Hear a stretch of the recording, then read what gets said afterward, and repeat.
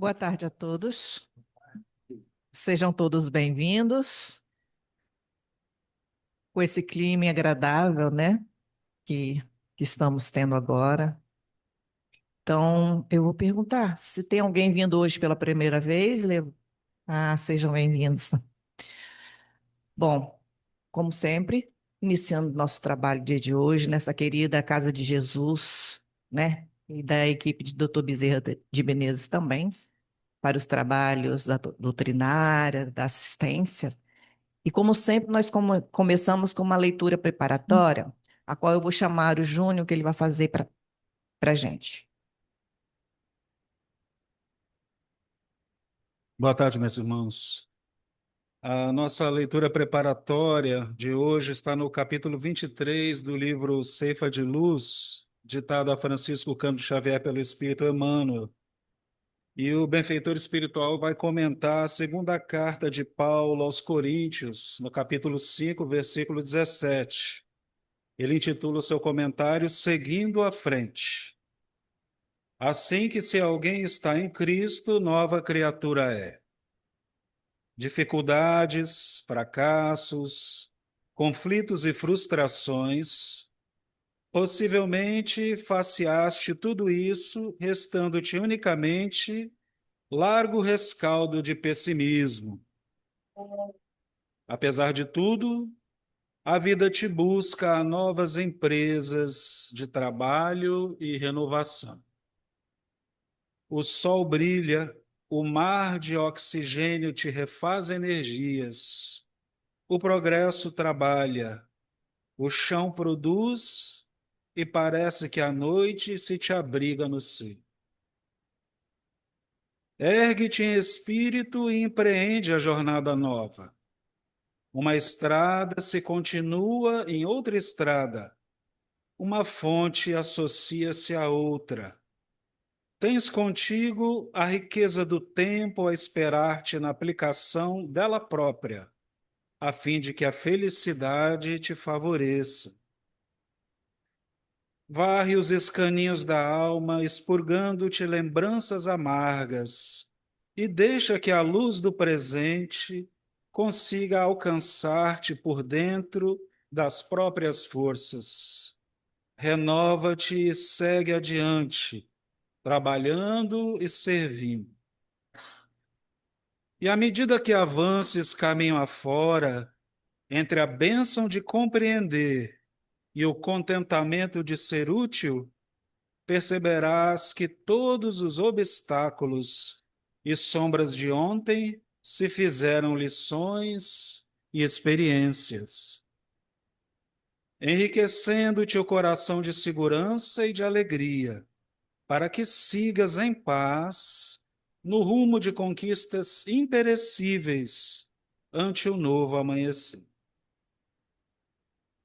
Então, com essa leitura preparatória que ouvimos nesse instante, vamos fazer nossa prece de iniciação, agradecendo a Jesus por mais um dia que se iniciou nesse dia de sábado, em que chegamos todos aqui bem, para receber a assistência do nosso amado Mestre, através da compreensão dos seus ensinos e da espiritualidade que cuidará e que cuida sempre de nós.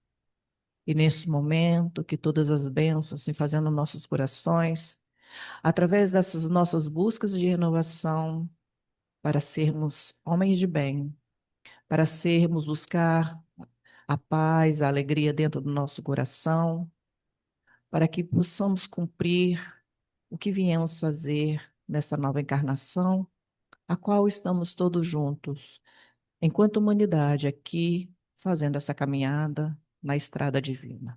Que Jesus nos abençoe hoje e sempre. Então, agora nós vamos convidar o Hélio Tinoco. O Hélio vai trazer para nós hoje a palestra, né? A qual ele vai seguindo. O tema é bem interessante, eu falei com ela. Seguindo à frente. Então, nós vamos ver o que, que o Ed vai trazer para a gente. Seja bem-vindo, Ed.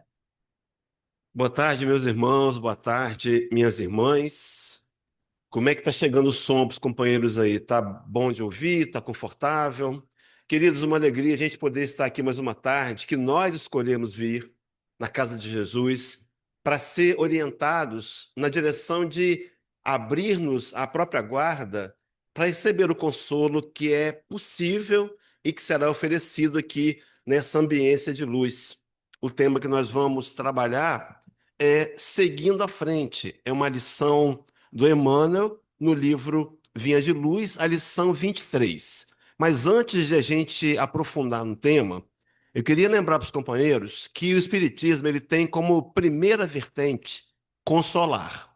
E essa consolação a gente encontra nos prolegômenos do Livro dos Espíritos, onde foi dito que os Espíritos do Senhor vieram para nos consolar através da instrução. Eles vieram para instruir e esclarecer.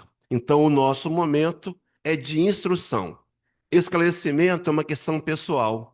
Vejam bem, queridos, nós podemos estar instruídos e não estar esclarecidos. A instituição tem a proposta e até mesmo a obrigação de instruir, mas transformar o conhecimento em história pessoal, esclarecer, é uma questão pessoal. Então, que a gente possa perceber essa visão consoladora do Espiritismo nas palavras de Emmanuel, através das instruções que esse benfeitor nos apresenta.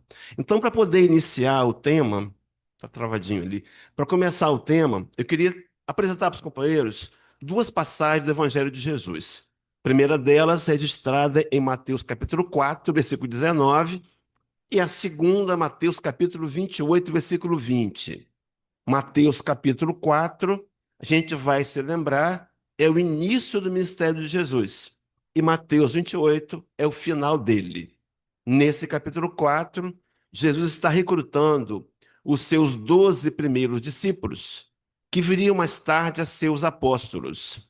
E nesse momento, ele se depara com dois irmãos, Pedro e André, e o convite que lhes é feito vai nessa linha de raciocínio. E disse-lhes: Vinde após mim, e eu vos farei pescadores de homens. Aqueles homens, então, até outrora pescadores de peixes, se transformariam em pescadores de homens. Meus irmãos, quem são os homens a serem pescados? Nós, os nossos corações sedentos de Deus.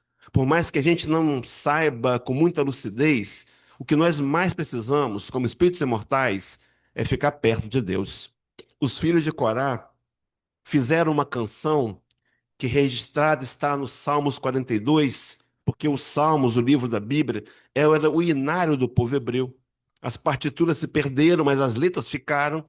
E lá no versículo 2 do capítulo citado, eles diziam assim: A minha alma tem sede de Deus, do Deus vivo. Até quando, Senhor, ficarei afastado da tua face?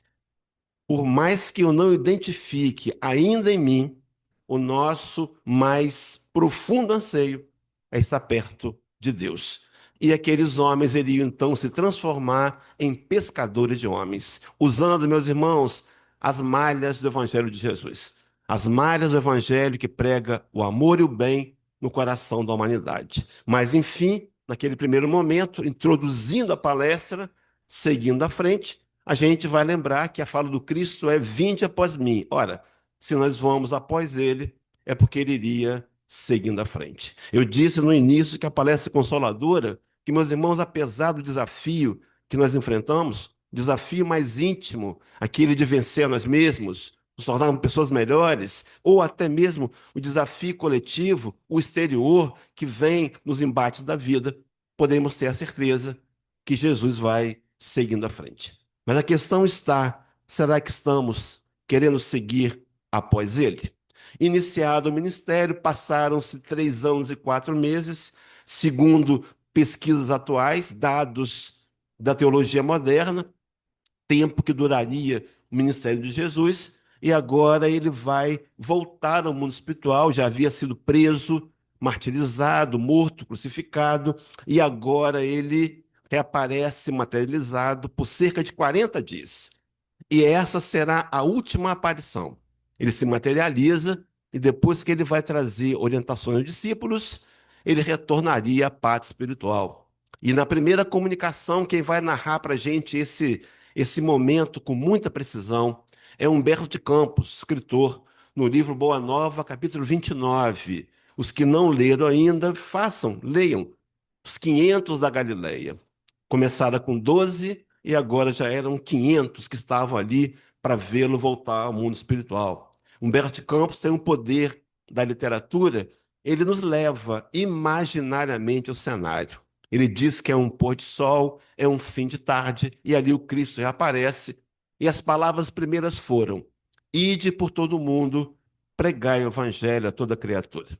Era o Rabi da Galileia, transferindo o que tinha sido dito aos 12 para todos nós. Sermos também pescadores de homens, lançando as malhas do amor e do bem pregadas pelo Evangelho. Só que as suas últimas palavras foram: e eis que estou convosco todos os dias, até a consumação dos séculos.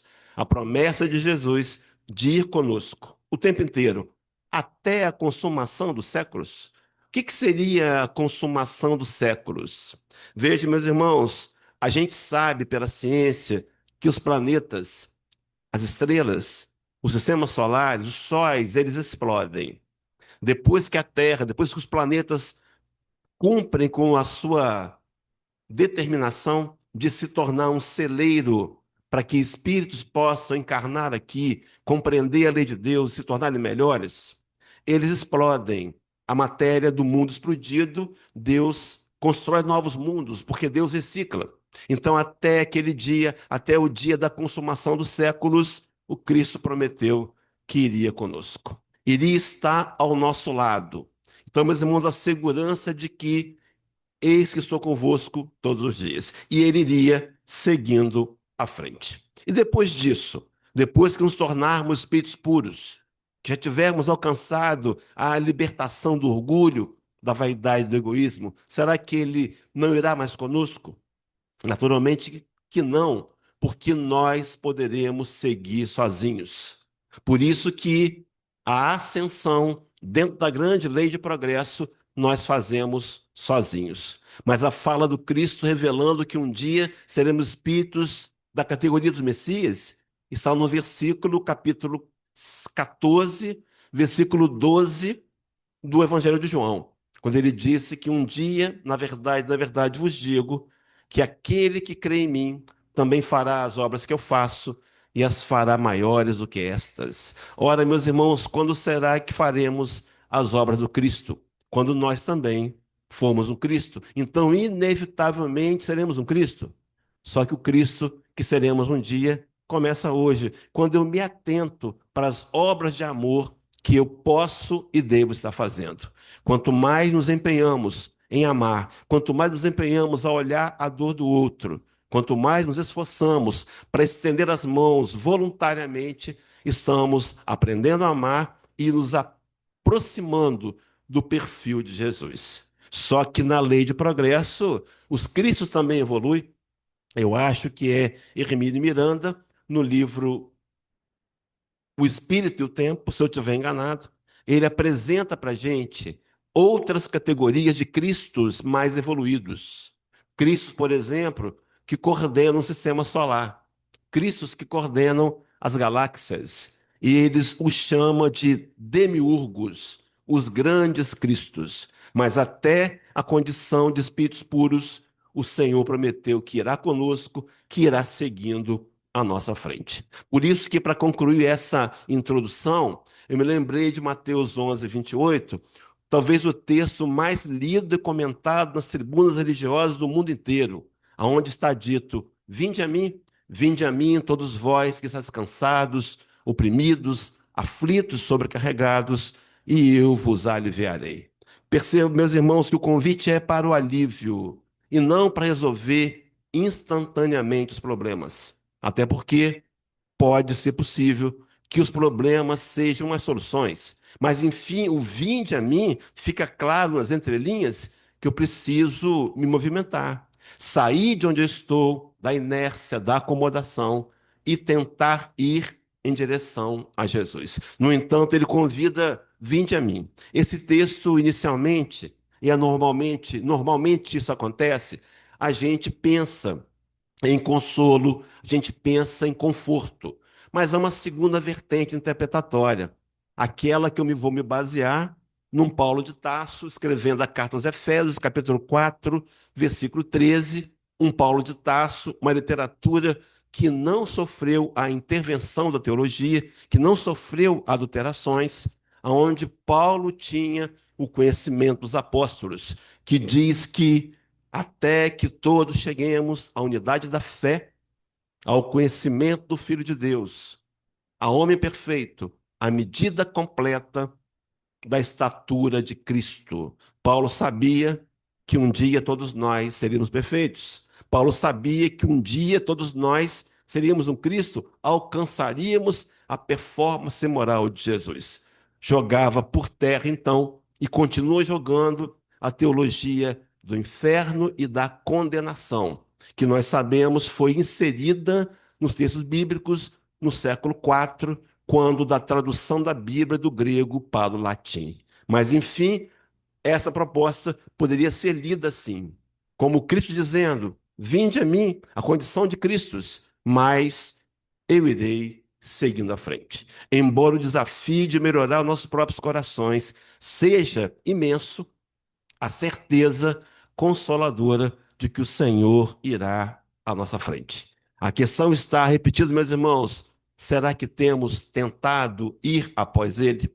É nesse contexto de consolo que Emmanuel vai trazer a lição do Ceifa de Luz 23, que o nosso irmão Júnior fez a leitura preparatória. Observe, então, que, já citado aqui, Emmanuel vai trabalhar uma fala de Paulo de Tarso, ele trabalha um versículo, na verdade ele trabalha parte de um versículo. Segunda carta aos Coríntios, capítulo 5, 17, onde diz assim: assim que se alguém está em Cristo, nova criatura é. Meus irmãos, observem então que aqueles que estão em Cristo, que permanecem em Jesus, se transformam numa nova criatura. E na medida que eles permanecem em Jesus, se transformam numa nova criatura, eles querem continuar em Jesus. Meus irmãos, é fácil vir a Jesus. A doença traz, a obsessão traz, o casamento com problemas traz, a doença traz, a dívida traz, mas ficar em Jesus é o desafio. Aquele que fica se transforma numa nova criatura. É o chamado, entre aspas, efeito Tostines.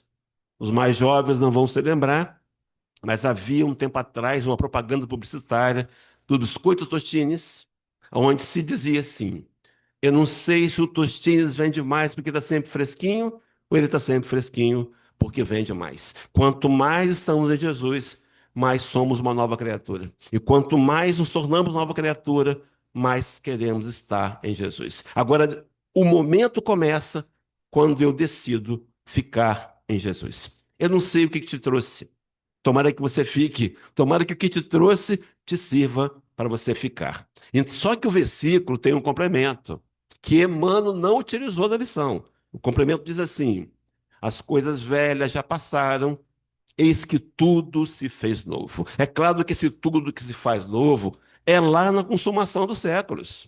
Mas hoje eu posso estar tentando me fazer mais novo. Eu posso tentar hoje ser um pouco melhor. Quando Allan Kardec vai enumerar as características do verdadeiro homem de bem, capítulo 17 do Evangelho segundo o Espiritismo, ele tem três. Também nos comentários que ele faz a questão 918 do Livro dos Espíritos, ele vai dizer que o verdadeiro homem de bem, escutem meus irmãos e minhas irmãs, é aquele que estuda as suas próprias imperfeições. Ele entende que ele tem defeitos morais, só que ele trabalha incessantemente em combatê-las. Ele não estuda as imperfeições para se auto-menosprezar, se sentir inferior, se autoflagelar, não. Ele entende que ele é imperfeito, mas ele trabalha incessantemente para melhorar. E Allan Kardec completa dizendo que todos os esforços emprega para poder dizer no dia seguinte que algo traz em si de melhor do que na véspera. Alguém pegou essa frase muito sabiamente e transformou-a assim: o verdadeiro homem de bem é aquele que hoje procura ser melhor do que foi ontem, mas amanhã, quando for hoje, ele tentará ser melhor do que tem sido agora. Talvez seja um lema propício para desafiarmos-nos a avançar na reforma íntima moral. Mas, enfim, voltando para o texto, é nesse contexto de ideias que Emmanuel começa a trazer as reflexões. Meus irmãos, o pensamento de Emmanuel é impressionante. Não é alguém que pensa como nós pensamos. Pensa muito mais além. Vou colocar na tela, e em cima das reflexões de Emmanuel, também trazer alguns comentários. Inicialmente, Emmanuel começa dizendo assim: meus irmãos, ele apresenta o cenário da nossa realidade. Dificuldades, fracassos, conflitos e frustrações. Quem de nós não os viveu? E quem de nós não os vive hoje? Conflitos, dificuldades. Só que ele vai dizer, possivelmente faceaste tudo isto, restando-te unicamente largo respaldo de pessimismo.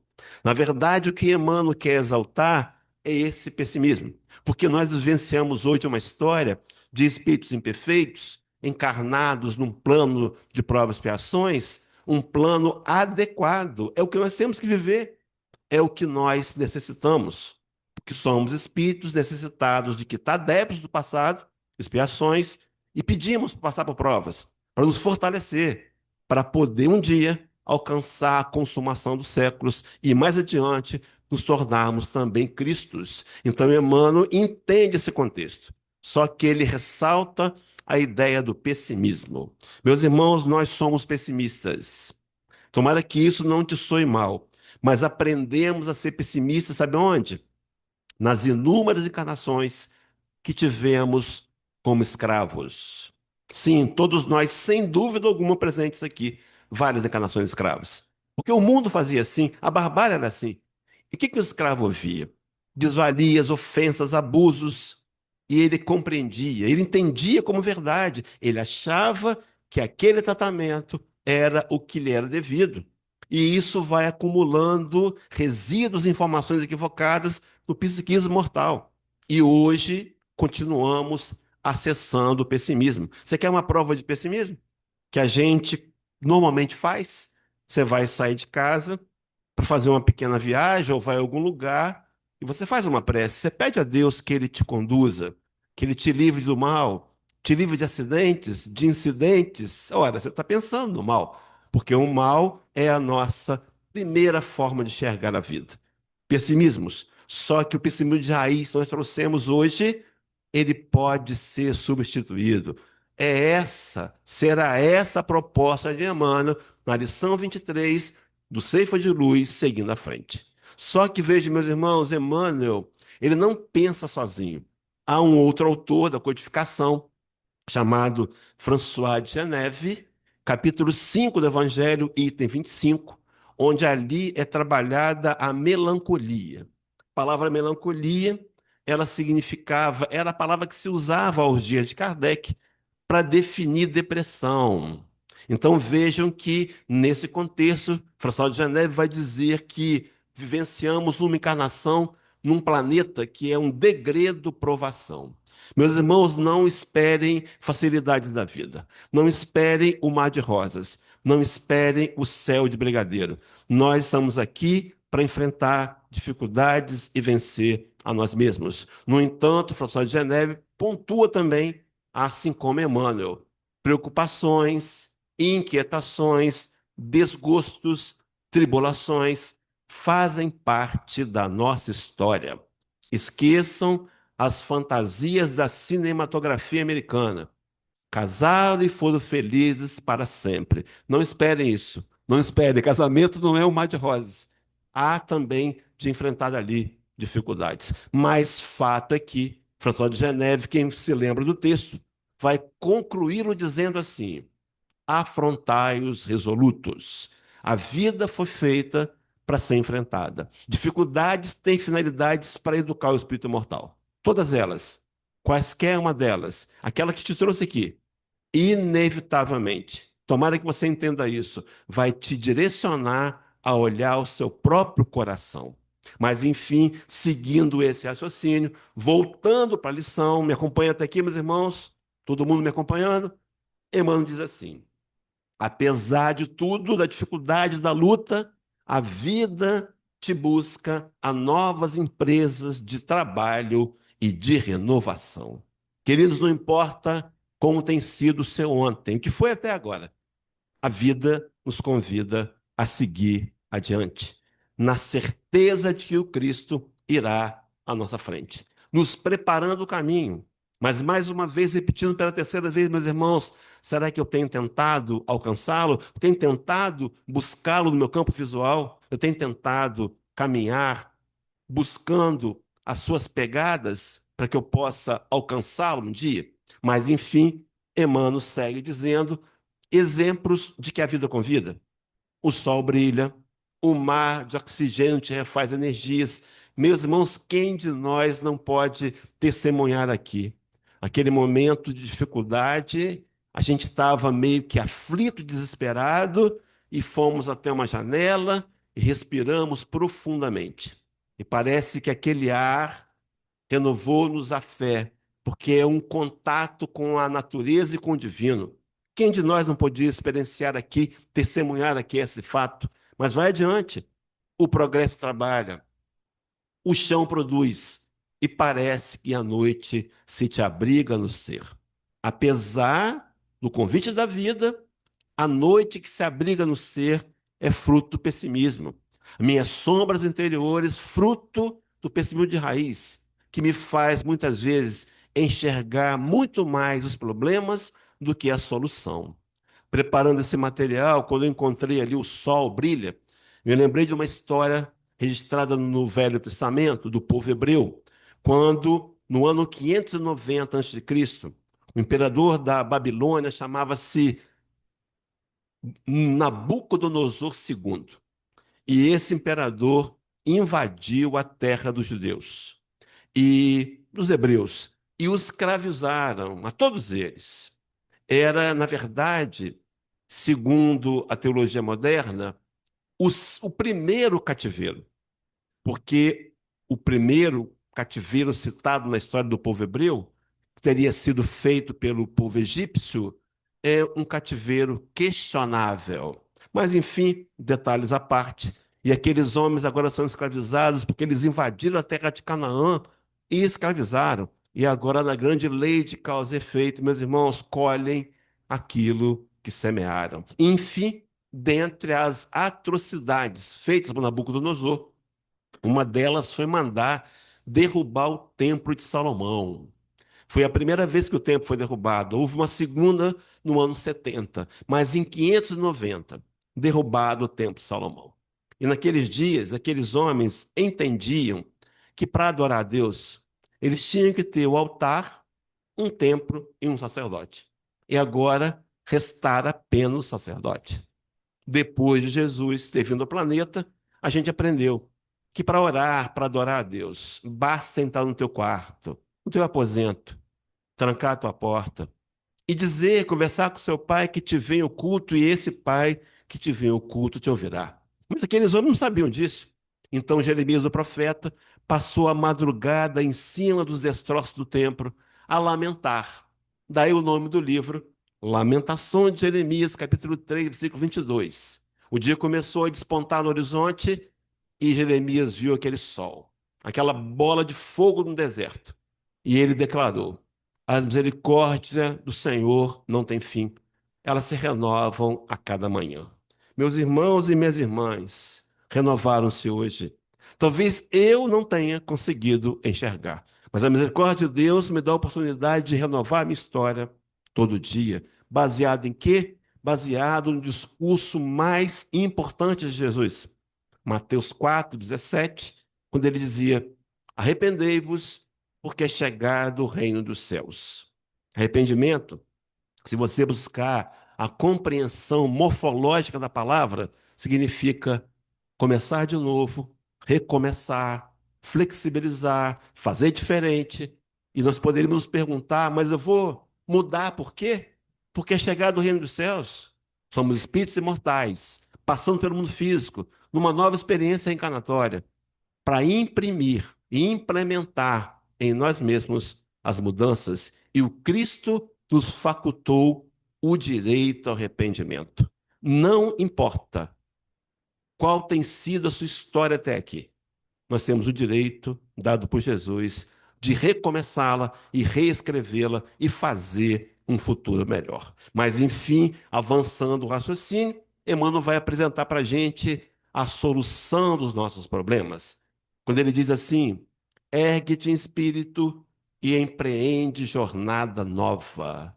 Meus irmãos, alguns aqui vão se recordar de um programa de humor da TV que tinha uma certa Organização Tabajaras, lembra deles?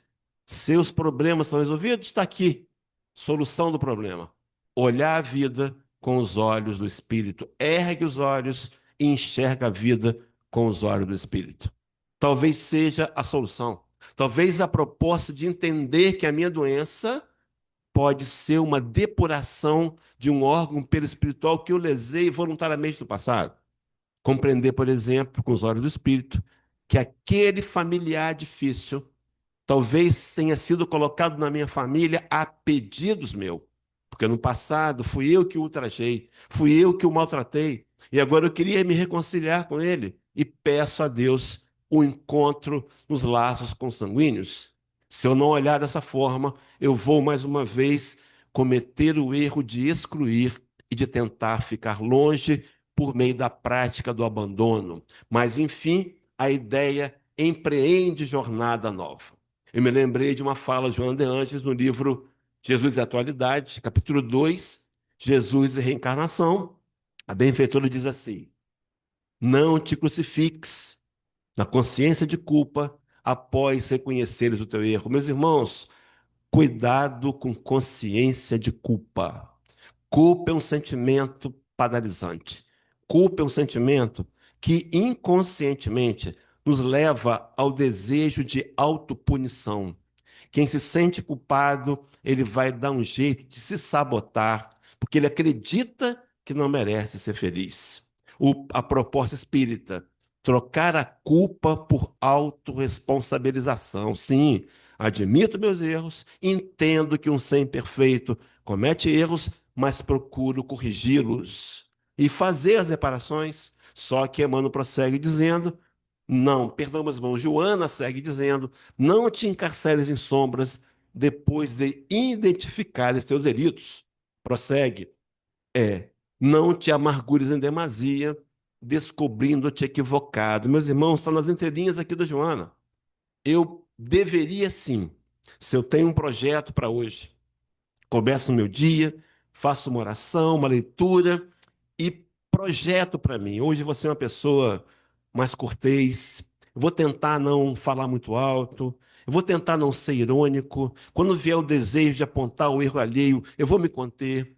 Só que no final do dia, na hora do balanço, não deu certo. Tudo que eu tinha planejado, eu não consegui fazer. E se isso me incomoda, já é um ponto positivo. Quando o erro que nós cometemos já nos cria uma certa amargura, isso é importante. Mas não pode ser em demasia. Eu não posso me auto-chibatar, me autoflagelar, me sentir um verme porque eu cometo erros. Seres imperfeitos cometem erros. Não posso fazer aliança voluntária com o erro. Se eu sei que está errado, preciso estar travando uma luta interior para aos poucos, gradualmente, vencer as marcas do velho homem que estão em mim. Só que a Joana remata dizendo: renasce dos teus escombros e recomeça a recuperação de imediato. Meus irmãos, começar a recuperação agora me fez lembrar de Fênix, a ave da literatura, a ave da mitologia grega. Fênix, grandes proporções, quando ela morria, ela entrava num processo de autocombustão. Ela virava cinzas. Só que Fênix renascia das cinzas. O seu passado, o lixo do ontem, o entulho, as cinzas, ali há material precioso.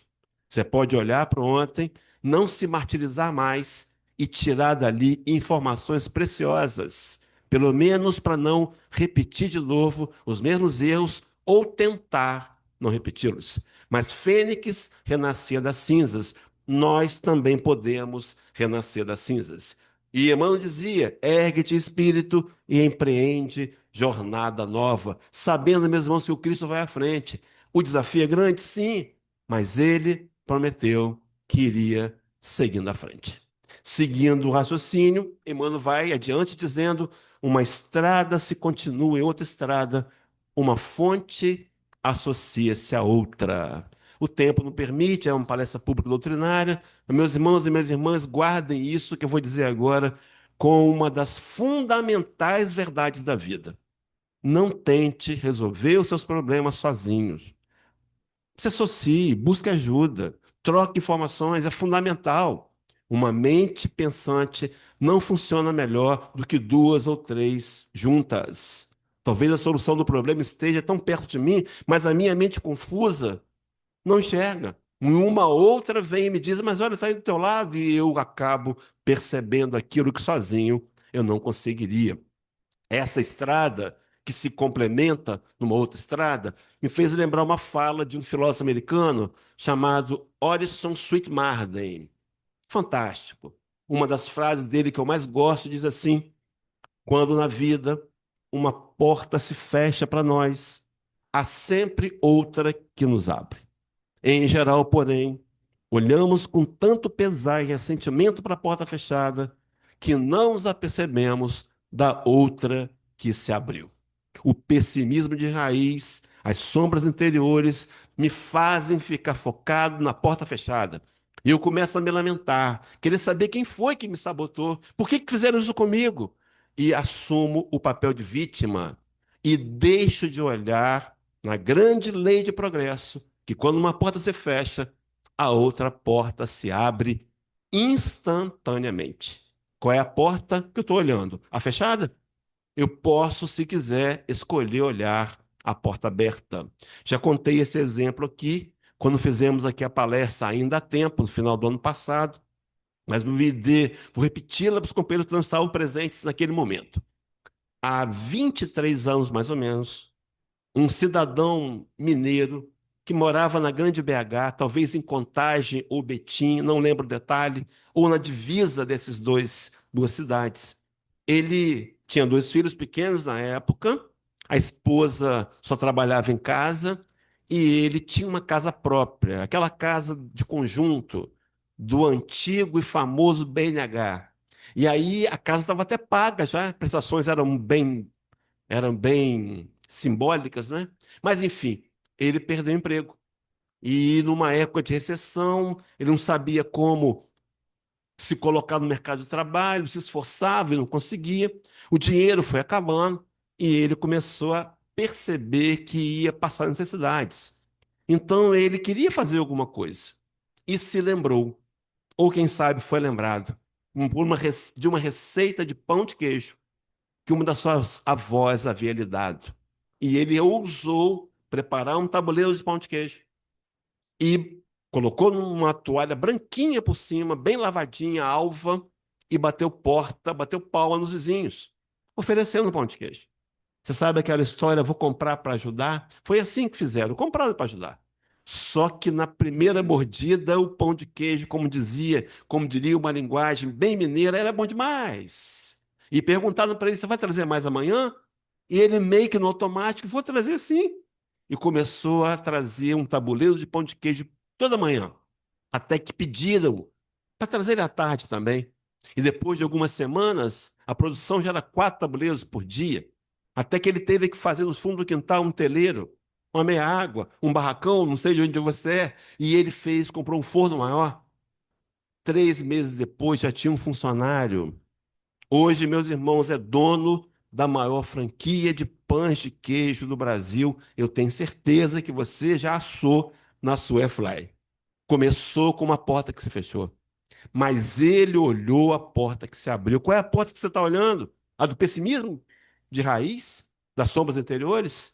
Dá para reverter o quadro e começar a olhar a porta com esperança, aquela do otimismo santo proposto por Jesus, que nos garantiu que iria seguindo à nossa frente. Só que Emmanuel prossegue no raciocínio dizendo: tens contigo a riqueza do tempo, a esperar-te na aplicação dela própria, a fim de que a felicidade te favoreça. Meus irmãos, a riqueza do tempo. Será que eu tenho usado bem do meu tempo? Há uma fala atribuída a Chico Xavier, que aí a gente sabe que a autoria da frase não é dele. Foi atribuída porque, de tanto ele repetir, a frase pertence a James R. Sherman. E a frase é aquela conhecida que diz: embora ninguém possa voltar atrás e fazer um novo começo, ou recomeço, qualquer um pode recomeçar agora e fazer um novo fim. Meus irmãos, você entende isso? Entende? Intelectualmente, sim. Mas você sente isso. Não dá para voltar atrás e fazer um novo começo. Mas por que que algumas vezes a gente se auto-sabota e pensa assim? Vê se você não já passou por essa armadilha. Ah, se eu pudesse voltar lá atrás, eu não teria dito aquela frase, não teria feito aquele aborto, não teria me envolvido naquela falcatrua. E aí a gente acaba sentindo culpa. Só que, meus irmãos, sabe o que acontece? Eu volto no passado com a cabeça que eu tenho hoje. Se existisse uma máquina para voltar no tempo, nós voltaríamos com a cabeça que tínhamos. E a decisão que íamos tomar seria a mesma daqueles dias. Então, o passado foi feito para ser perdoado. Se perdoa. Eu não consigo. Busca um terapeuta, busca uma ajuda, gasta dinheiro com um terapeuta, mas vale a pena. Porque talvez a sua dor de hoje esteja atrelada a um passado que você não conseguiu se auto-perdoar. Mas, enfim, Chico dizia: qualquer um pode recomeçar agora, qualquer um, eu, você, os desencarnados que vieram para ser tratados aqui, trazidos pela equipe de Bezerra de Menezes, todos podemos recomeçar. É nosso direito dado por Jesus. Mas, enfim, voltando para Emmanuel, afirmando que o desafio é grande, mas o Cristo vai à frente. Ele diz assim: varre os escaninhos da alma, expurgando-te lembranças amargas, e deixa que a luz do presente consiga alcançar-te por dentro das próprias forças. Meus irmãos, varrer escaninhos da alma, fazer uma faxina das lembranças do passado, nós temos uma metodologia.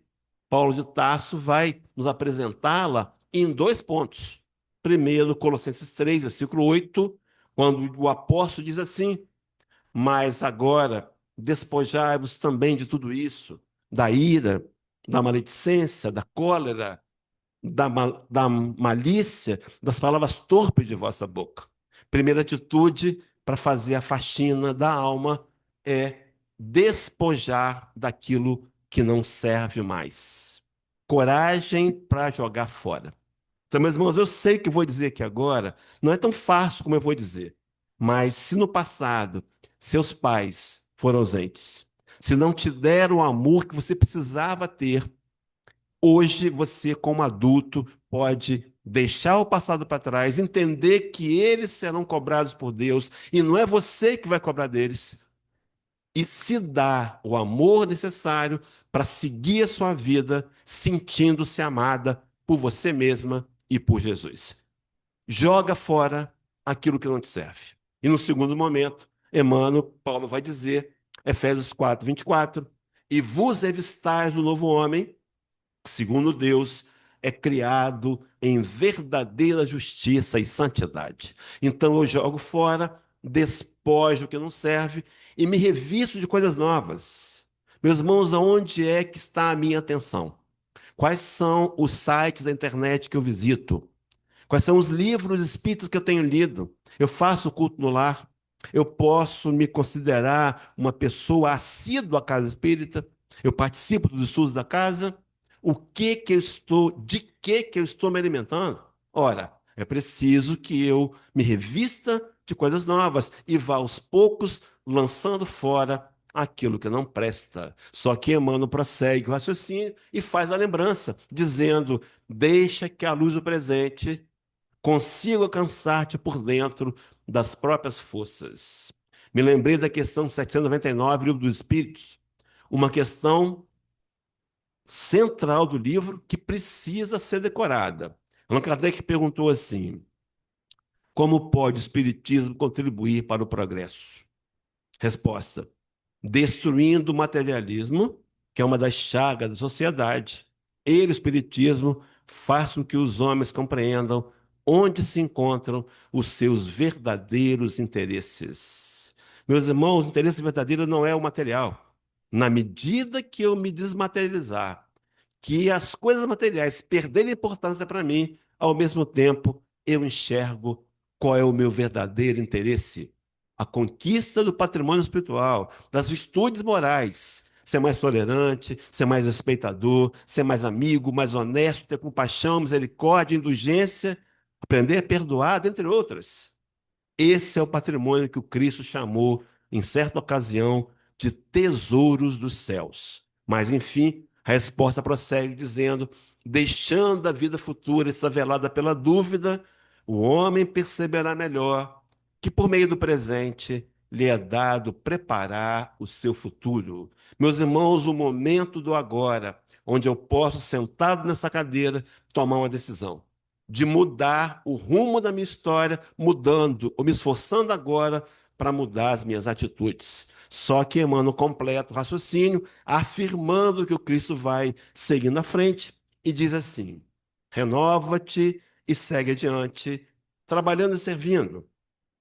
E à medida que avances, caminha fora entre a bênção de compreender e o contentamento de ser útil, perceberás que todos os obstáculos e sombras de ontem se fizeram lições e experiências, enriquecendo-te o coração de segurança e de alegria, para que sigas em paz, no rumo de conquistas imperecíveis, ante o novo amanhecer. Quem de nós não poderia vir aqui também testemunhar isso? Uma situação da vida que parecia sem saída. A gente olhava para o contexto e não tinha jeito. Mas de repente surgiu uma solução? Quem de nós não pode testemunhar um fato que incomodava profundamente, mas que depois de um tempo nós percebemos o quanto ele foi importante para a nossa própria história? O desafio, meus irmãos, é olhar o problema atual e enxergar o benefício que está por detrás dele. Por mais que eu não enxergue agora, mas haverá um momento na maturidade espiritual que eu entenderei que tudo que vivemos na vida pode ser positivado.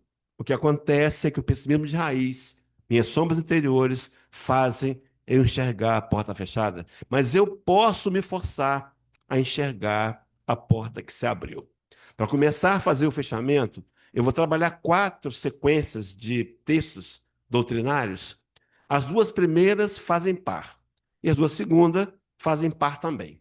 A primeira delas, Pedro, o pescador de homens, escrevendo uma carta para a igreja, capítulo 2, 21, declararia-nos assim: porque para isso sois chamados, pois também Cristo padeceu por nós, deixando-nos o exemplo para que sigais as suas pisadas. Então, o Cristo vem, deixa o exemplo, vai à frente, para que nós possamos seguir as suas pisadas. Nada novo, meus irmãos, nada de novo. Mas aqui o Espiritismo vem resgatar a fala de Pedro, que nós esquecemos no passado, e agora ele vem apresentar para a gente o Espiritismo na sua questão central, 625, onde ele indaga qual o tipo mais perfeito que Deus tem oferecido, está oferecendo agora, para nos servir de guia e modelo. A resposta: Jesus de Nazaré. Meus irmãos, será que eu tenho Jesus como guia e modelo? Será que eu tento me guiar a minha vida através dos seus aconselhamentos? Será que eu tento transformar a sua mensagem na minha mensagem? Será que eu tento? Claro que só tentando. Só tentando. Não conseguimos ainda, mas eu não posso desistir de tentar.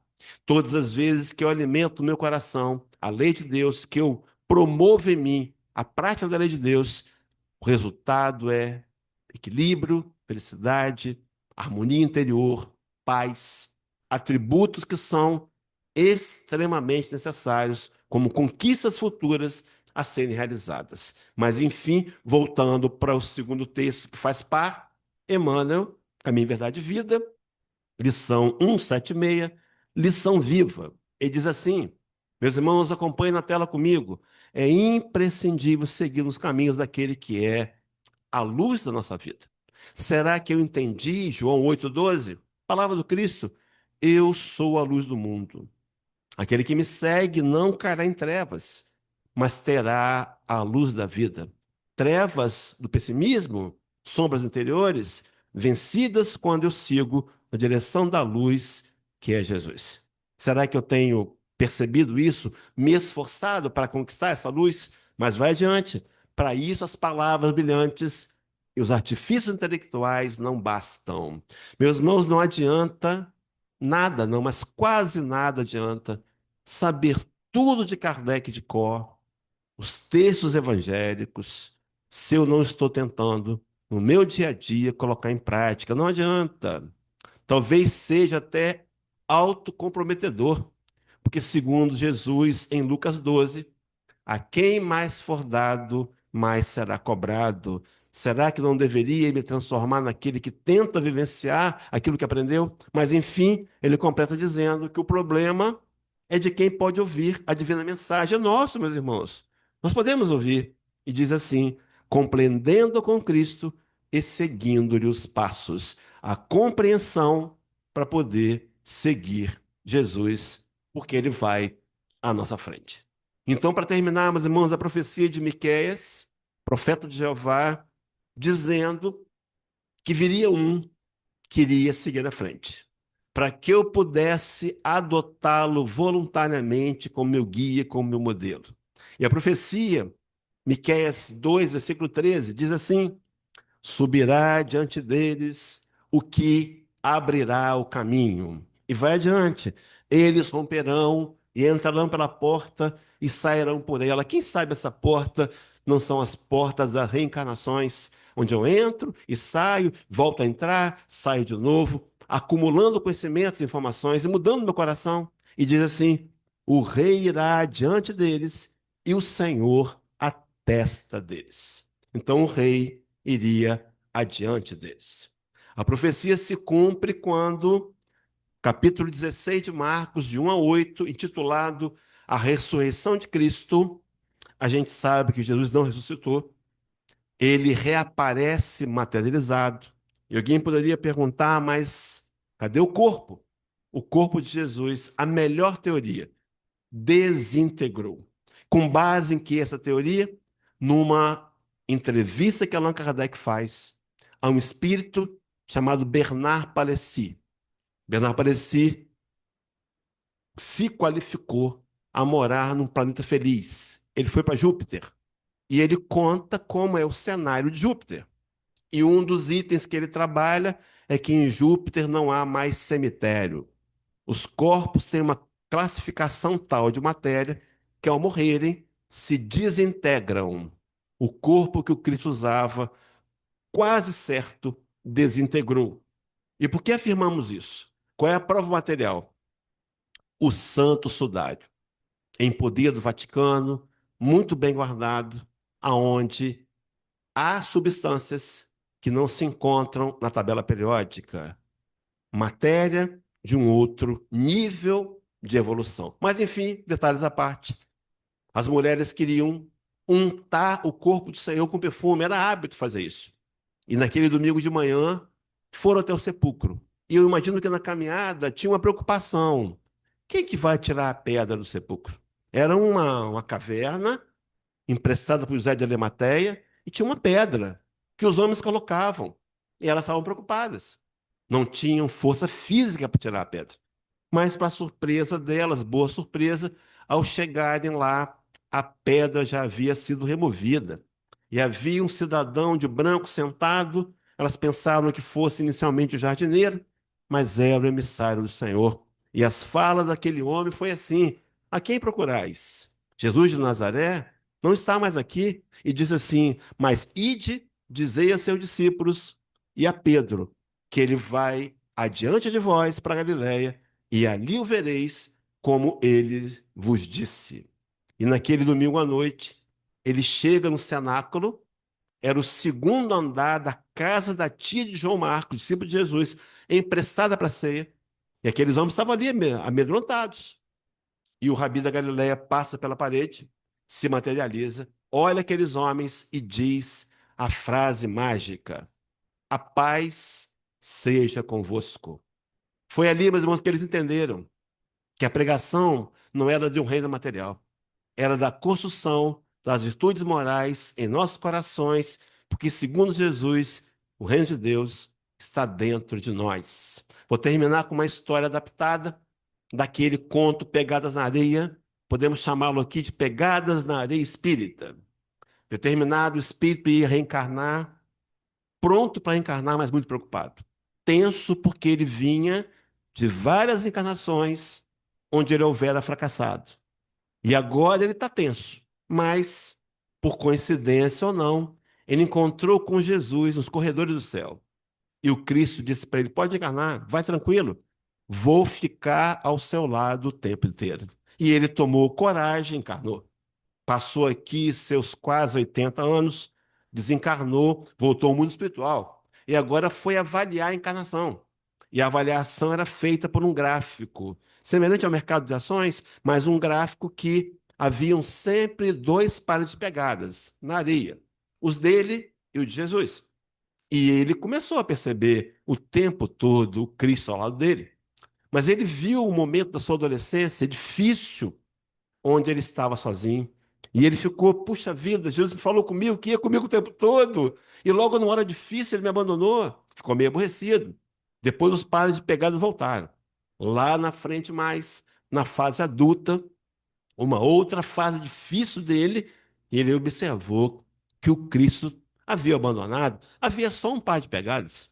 E agora, aborrecido, ameaçou ligar para o 0800 do céu para reclamar, mas não fez. E disse assim: quando eu encontrar com Jesus, eu vou conversar com ele, num tom ameaçador. E para a sorte dele, o azar, encontrou com Jesus. E disse: poxa, Jesus, você falou comigo, hein? Que não ia me abandonar? Aqui o gráfico. Olha aqui o gráfico. E o Cristo, sorrindo, compreendendo a ignorância daquele homem, lhe disse: meu irmão, nessa hora foi quando eu te peguei no colo. É assim, meus irmãos, quando parece que não tem saída, o Senhor nos pega no colo.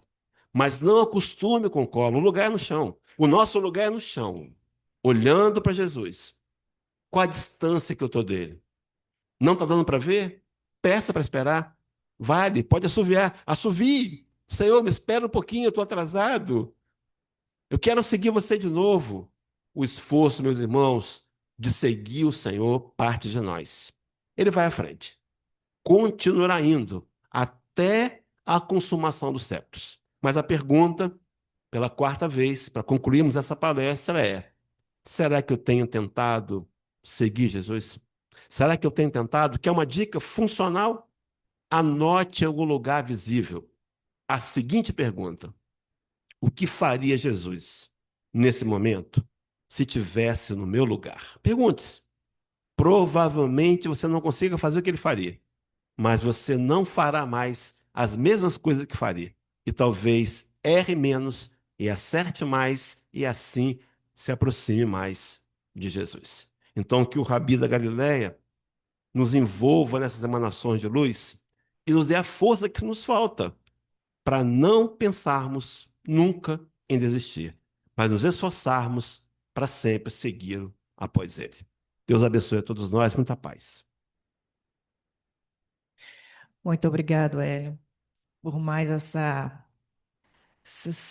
palestras, né? Essas instruções que foram trazidas para a gente agora refletir, né? E ter esclarecimento realmente no nosso dia a dia em forma de ação. Muito obrigado, Hélio. Que a paz de Jesus esteja sempre com você nessas lindas palestras que você traz para todos nós. E então agora eu vou convidar o Júnior para fazer a prece de agradecimento. Elevemos então nossos pensamentos a Deus, nosso Pai de misericórdia infinita, a Jesus, Mestre amado, Divino amigo, agradecendo a oportunidade bendita por estarmos aqui reunidos entre corações irmãos, por ter assistido essa palestra maravilhosa.